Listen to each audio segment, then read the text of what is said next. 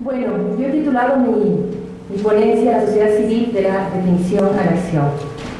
Me parece importante abrir con este título, si se quiere, porque más allá del debate que hagamos sobre qué somos, cómo nos entendemos como sociedad civil, lo cual es sumamente importante, más aún en ciertas coyunturas, es importante también analizar cuál ha sido nuestro rol, cuáles han sido nuestras acciones y cómo poder generar un mayor impacto de las mismas. Bueno, como todos sabemos, a partir de la década de los 90, Ecuador experimenta un importante proceso de crecimiento y afianzamiento de las organizaciones de la sociedad civil, no solo por su presencia a nivel local y nacional, el número de personas involucradas y que trabajan directamente las mismas, sino sobre todo por el aumento de la visibilidad de sus tareas, funciones y reconocimiento. Este fenómeno obviamente amerita algunas reflexiones necesarias en torno al rol que han tenido y tienen las organizaciones de la sociedad civil como actores fundamentales del sistema democrático, pero también en incidencia social y política que tienen. Para ello creo importante iniciar esta ponencia partiendo de entender qué es la sociedad civil, de esta definición como había hablado hace un momento. ¿Cuáles son esas funciones que la caracterizan? Como todos sabemos, la presencia de la sociedad civil no es un tema nuevo. Desde siglos pasados ya se hablaba y se filosofaba, si se quiere, sobre el tema de la sociedad civil. Desde hace más de un siglo, varios teóricos y filósofos de la política aportaron en el análisis y en el debate definiciones que evidentemente permitieron comprender mejor por qué y para qué surgen estos actores. Tenemos un importante filósofo y politólogo, Jürgen Habermas, que plantea a mediados de este siglo, del siglo pasado, perdón, planteaba ya dos formas de entender la sociedad civil. Una de ellas vinculada a instituciones que defienden los derechos individuales, políticos y sociales de los ciudadanos y propician su libre asociación, generan además la posibilidad de defenderse de la acción estratégica del poder y del mercado y propician intervención ciudadana en la operación misma del sistema. Y una segunda forma vinculada a movimientos sociales que plantean nuevos principios, nuevos valores, demandas sociales y la vigilancia de la aplicación efectiva de los derechos ya otorgados. Otros pensadores además identifican a la sociedad civil como un conjunto de organizaciones, instituciones, voluntarios, sociales, que fungen como mediadores entre los individuos y el Estado. Me parece importante este tema de mediadores. Esta definición incluye pues a organizaciones no lucrativas o no gubernamentales, asociaciones y fundaciones. En décadas más recientes, instituciones internacionales, el PNUD, Banco Mundial, han dado unas definiciones, si se quiere, un poquito más prácticas y más vinculadas a lo que son o cómo se identifican a las organizaciones de la sociedad. Así, el término sociedad civil lo identifica como una amplia gama de organizaciones no gubernamentales que están presentes en la vida pública, expresan los intereses y valores de sus miembros y de otros, según consideraciones éticas, culturales, políticas, científicas, religiosas o filantrópicas. Es decir, estamos hablando de organizaciones que tienen diferentes sentidos, diferentes enfoques sobre la vida social. De forma más simple, quizás, y solo para concluir con otra definición, muchos hablan también como la diversidad de personas con categoría de ciudadanos que actúan generalmente de manera colectiva para tomar decisiones en el ámbito de lo público que conciernen a todo ciudadano fuera de las estructuras gubernamentales. Y aquí se añade quizás un elemento muy importante, ¿no? El tema de las estructuras gubernamentales.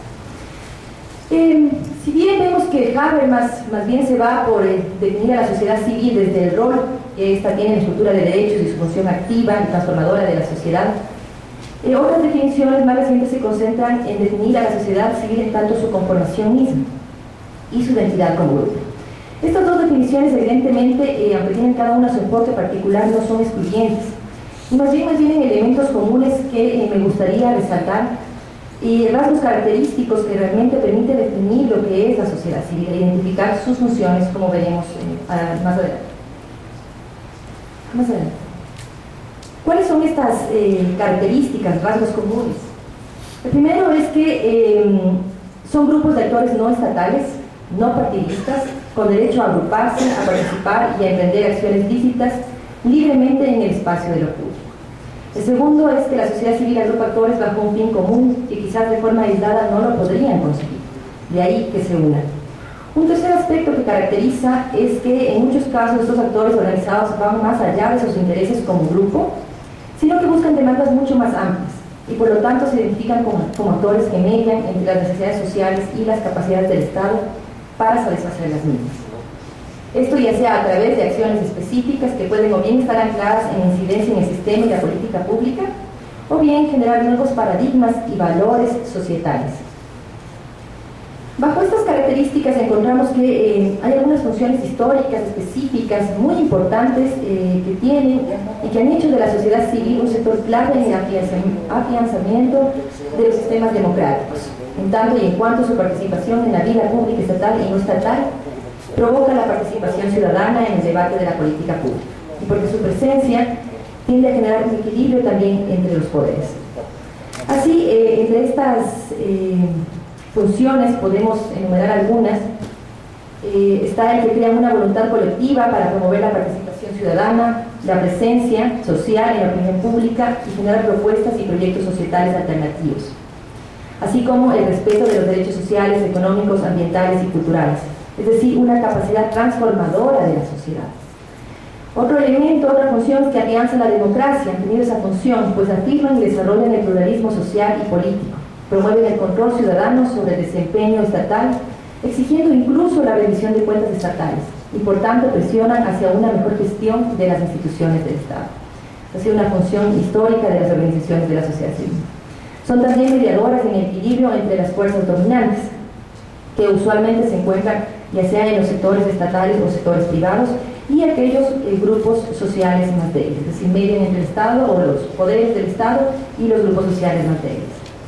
Una cuarta función se relaciona a su propia identidad y fortalecimiento. Esto es sumamente importante porque, más allá de que las organizaciones de la sociedad civil inciden en demandas sociales muy amplias, hay un rasgo sobresaliente, que ha sido que en el proceso de consolidación de estas organizaciones y movimientos sociales, los actores que forman parte de estas organizaciones han adquirido también mayor conciencia y se han vuelto autorreflexivos en torno a su capacidad de crear identidades y en cuanto a las relaciones de poder implicadas en la construcción social de dichas identidades.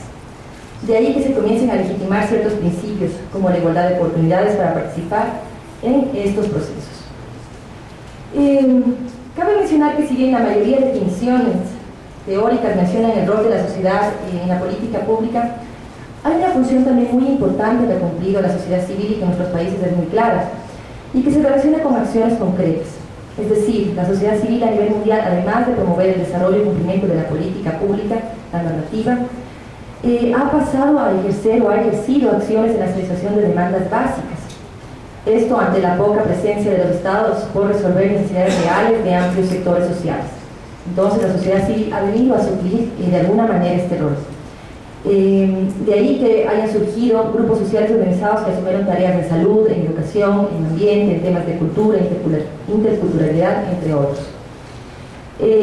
Esta situación, si bien permitió la satisfacción de ciertas demandas sociales, puede traer algunos efectos negativos o riesgosos quizás, como el desconocimiento desde las instituciones estatales sobre las realidades y las necesidades de los actores locales, y del otro lado una desvalorización y desconocimiento sobre lo institucional público por parte de la sociedad.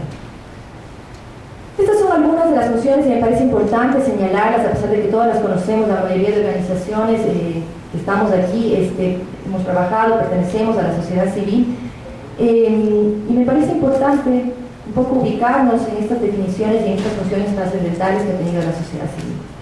¿Qué pasa con la sociedad civil ecuatoriana? A partir de estas definiciones, quisiera hablar justamente sobre esto, sobre el rol de la sociedad civil ecuatoriana y especialmente del movimiento ambiental. El rol de la sociedad civil ecuatoriana no ha sido menor en el Ecuador.